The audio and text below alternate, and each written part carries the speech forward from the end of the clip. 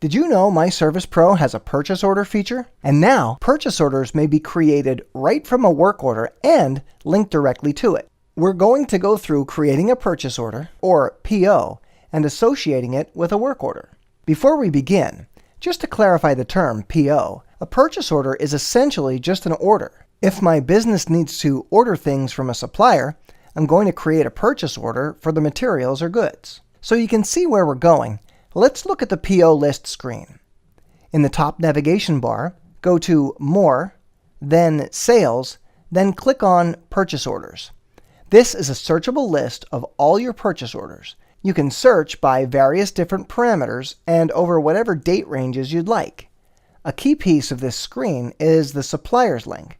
Of course, you're going to purchase from suppliers. Before you get started using POs, make sure to build a list of suppliers. Also, you may even want a generic supplier or two, like miscellaneous, to cover cases where you create a PO for which you may not need or want a specific supplier. Come back to this screen whenever you need to update your suppliers list. As you can see, you may edit purchase orders from the PO list screen by selecting the radio button next to the purchase order and clicking Modify. To create a purchase order, just click on New. We'll go through creating a purchase order in just a moment. In fact, let's go through the process of creating a purchase order directly from the work order. First, you'll need to have created a work order. On the Work Order Details screen, scroll down to the purchase order table and click New.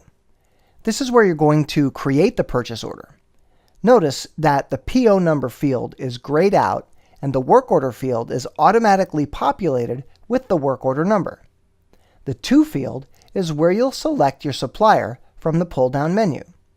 The For field is where you associate one of your users with the purchase order. If you're not sure about whom to assign, I'd suggest just selecting your user.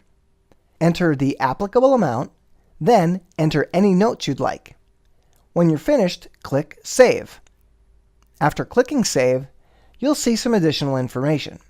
The Received checkbox is to be used later when the ordered materials have been received, and the Closed checkbox can be used when you're completely finished with this purchase order. The remaining fields are read-only, so you can't edit them. They're for tracking who created the purchase order and the most recent user to have made a modification. If you click on the Back button, you'll be taken to the purchase order list. So we've created a purchase order and associated it with a work order. When you navigate back to the work order screen, you'll see the purchase order listed underneath that work order.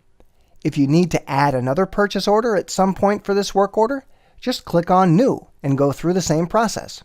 Of course, to edit an existing purchase order, click the PO number and that will take you directly to the purchase order. A purchase order will remain associated with a particular work order unless somebody manually removes the work order number from the PO. Before I finish up, we'll go through the process of creating a purchase order directly from the purchase order list. It's really straightforward.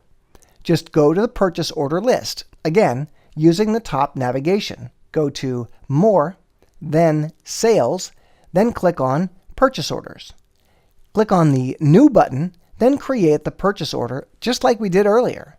The main difference doing it this way is the purchase order will not be associated with a work order. There are definitely times when you'll want to create purchase orders this way.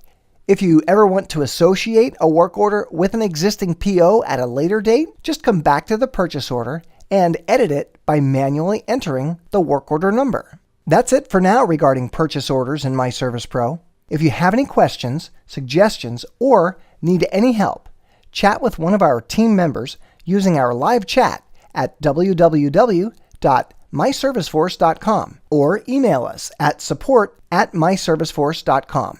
And remember, if you haven't already done so, subscribe to our YouTube channel. It's a great place to find videos like this to help answer your questions, train yourself or your employees at your own pace, and keep up to date with what's going on with myServiceForce.